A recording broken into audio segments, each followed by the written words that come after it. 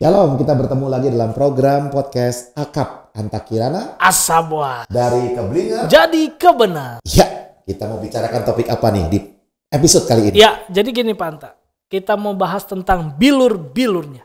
Ada apa dengan bilur-bilur Yesus? Ya, orang suka begini, suka keblinger begini Pak Anta, pakai ayat ini, pakai kata-kata ini untuk memproklamasikan kesembuhan. Oke. Jadi kalau orang dalam nama Yesus, oleh bilur-bilurnya kamu menjadi sembuh. Oke, jadi kalau nggak pakai bilur nggak sembuh? Gue nggak sembuh, kurang afdol. Nah, itu gimana tuh? Ya, nah memang ini akan mungkin pendengar ada yang mulai muncul setuju atau nggak setuju. Iya, gatal lah. Iya, udah mulai gatal ya. Tapi yang jelas adalah kita perlu belajar firman Tuhan itu melihat dari konteksnya. Betul. Nah, kalau kita lihat di 1 Petrus pasal yang kedua, nah ayatnya mungkin dari sini. Iya. 1 Petrus pasal 2 ayat 24. Iya. Firman Tuhan berkata, Yesus sendiri telah memikul dosa kita di dalam tubuhnya di kayu salib, supaya kita yang telah mati terhadap dosa hidup untuk kebenaran.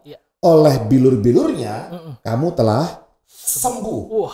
Dan ini dari 50-100 tahun yang lalu memang dipakai terus oleh pendeta-pendeta kan. Siapa di tempat ini, Bapak Ibu Saudara sekalian, yang tidak berdoa pakai ayat ini? Pasti semuanya pakai ayat ini. Supaya sembuh. Iya, oleh bilur-bilurnya kamu sembuh. Nah, kita akan bahas lagi nanti apakah berdoa begitu boleh. Iya. Ya. Namun kita akan lihat dulu konteksnya bahwa konteks kitab 1 Petrus pasal 2 itu perikopnya adalah penderitaan Kristus sebagai teladan. Jadi ini bukan tentang sakit berdoa penyakit buat orang sakit penyakit fisik. Betul. Ya, seolah-olah bilur Yesus itu powerful hanya untuk sakit fisik. Betul. Nah, kenapa kata sembuh digunakan di sini? Nah, memang kalau kita lihat di Yesaya 53 ada juga kan? Betul. Ayat referensinya Yesaya 53. Ya, tentang bahwa nanti Yesus akan ditimpa karena kesalahan kita, karena sakit penyakit dan sebagainya.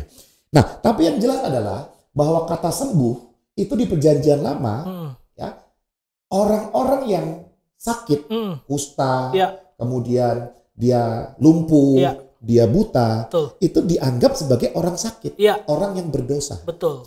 Jadi kita perlu mengerti bahwa bahkan sampai di Perjanjian Baru pun ketika murid Tuhan Yesus bertemu dengan seorang buta, dia bertanya kepada Yesus, Yesus, ini orang buta yang dosa dia atau orang tuanya?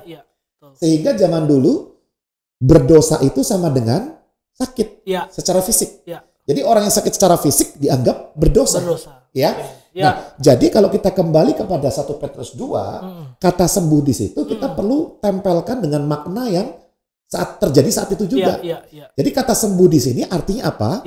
Dibebaskan dari dosa.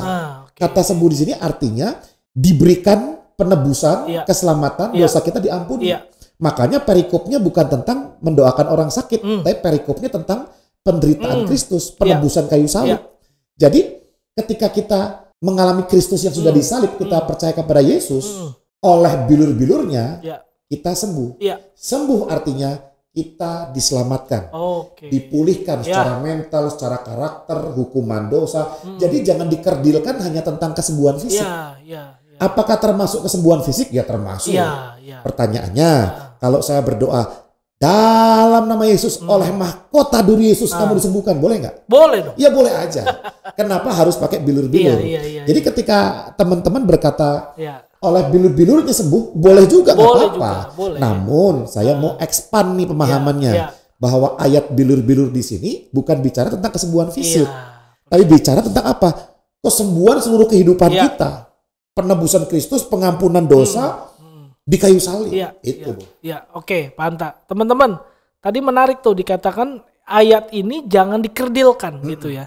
Seringkali kalau kita nggak memahami konteks, maka kita mengkerdilkan ayat. Betul. Kalau kerdilkan ayat jadi sesat, kan gitu kan. Jadi keblinger. Betul. Nah, ada lagi satu lagi Pak Anta.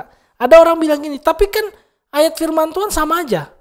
Udahlah nggak apa-apa dong, saya pakai bilur-bilur, tetap aja tuh sembuh. Nah pertanyaannya gini, kalau pakai doanya bilur-bilur terus nggak sembuh gimana? Kan gitu. Iya. Gimana Pak? Betul. Ya artinya kan kesembuhan doa, jangan ngomong kesembuhan lah. Permohonan doa kita itu dijawab oleh Tuhan atau tidak?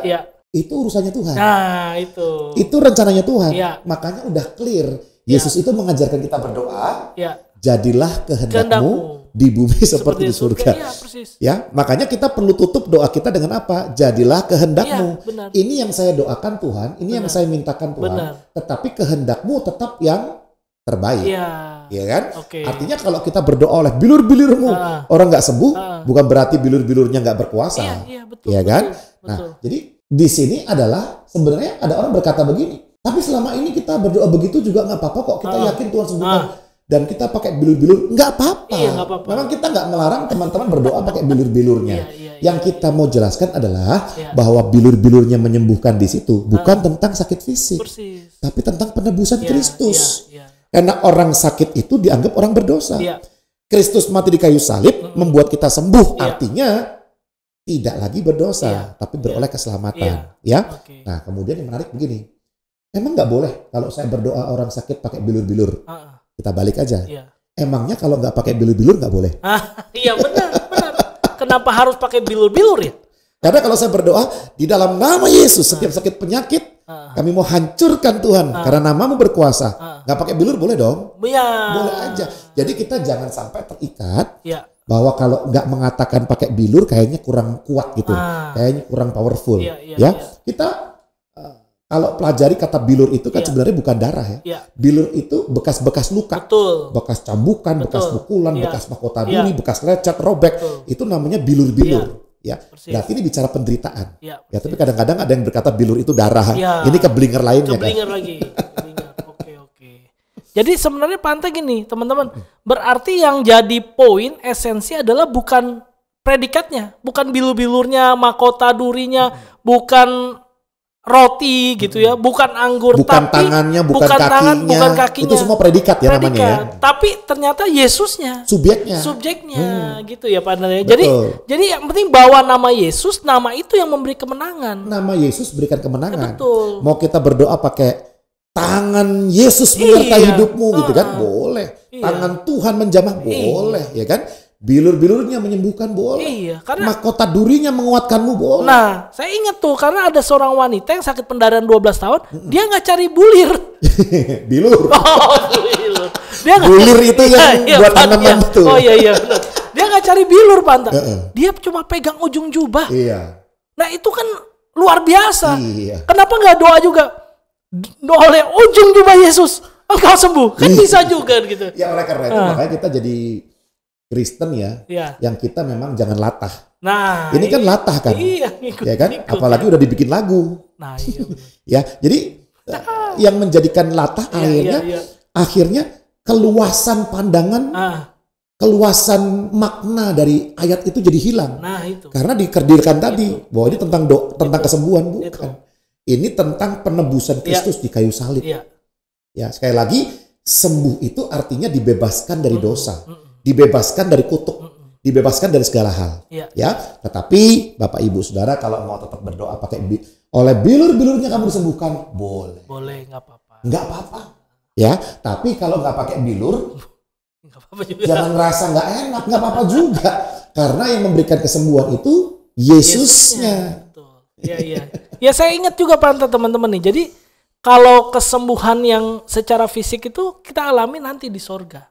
Kan di sorga dalam Wahyu 21 dibilang kan kita nggak akan lagi nangis, nggak akan lagi sakit penyakit, nggak akan lagi sedih dan sebagainya. Jadi ketika Yesus menebus kita, sembuh secara rohani, pasti sembuh secara jasmani. Meskipun itu nanti berlaku di kekekalan gitu ya Pak. Oke, silakan closing statement Pak. Closing statement ya. Jadi closing statementnya untuk episode kali ini adalah kita perlu melihat Alkitab itu di dalam konteksnya. Ya kan? Kadang-kadang kan comot-comot ayat, lihat satu ayat, seneng, bagus, kita pakai terus. Padahal mempelajari firman Tuhan ada konteks dekat, konteks jauh ya Bu ya. Betul ya? Jadi ayat itu di ayat-ayat sebelumnya, di ayat-ayat setelahnya, tentang apa itu? Betul. Ya, perikopnya LAI membantu kita tentang apa itu? Ya, sehingga dari situ kita bisa memahami keseluruhan konteks dari ayat yang diucapkan. Ya, sekali lagi, oleh darah Yesus, oleh bilur-bilur Yesus, oleh penderitaan Yesus, oleh kayu salib Yesus, kita semua dipulihkan, diselamatkan, disembuhkan, dikuatkan. Ya kan? Tetapi kita kita tidak memberhalakan bilur-bilur itu. Yang kita percayai adalah nama Yesus memberikan kesehatan, kekuatan, dan kesembuhan. Oke? Jadi silahkan teman-teman Bapak Ibu Saudara sekalian tetap percaya bahwa nama Yesus adalah nama di atas segala nama. Dia bisa menyembuhkan, memulihkan, membuat mujizat di dalam kehidupan Anda. Tuhan Yesus memberkati.